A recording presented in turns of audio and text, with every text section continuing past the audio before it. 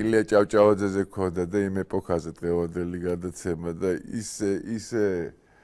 აი რაღაც თითქოს კინოს უყურებო და თითქოს აი იმ ეპოქაში ესე ვთქვათ ესეთი შეგრძნება მაქვს რომ რაღაც უჩინარი ვარ და იმ ეპოქას უყურებ აი ესე რა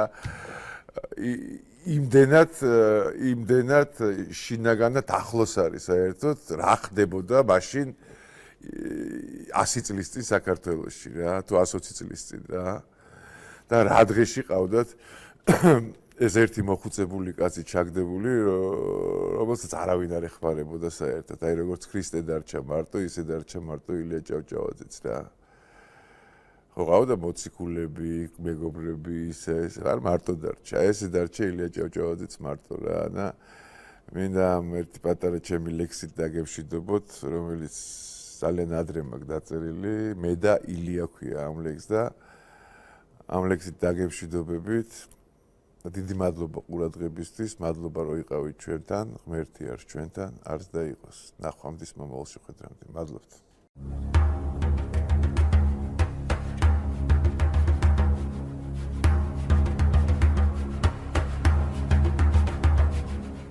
ამას ვერ წაშლი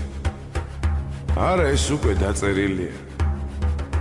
ამას ვერ წაშლი მე ჩამჩურჩულებს ჩუმად ილია ამას ვერ წაშლი ეს დიდი საქმე ჩვენი შვილია ეს გზა სიწმინდის სიმართლის ძარღვით გათელილია შენ ხარ ის კაცი ამდენი ხანი მე რომ ვარჩიე მამულის რწმენის სადღეგრძელოდ რომ ავარჩიე არ დაუტოვო საჯიჯგნად ერი ვიღაც კაცჩიებს ტყუილ მართალი ეხლა ამ წუთას აქ გაარჩიე არ დავიჩოქებ თუ გინდ დამშანთონ მე სატანებმა ვერ დამამონონ ძვრაც რომ დაიწყონ მიწის ქანებმა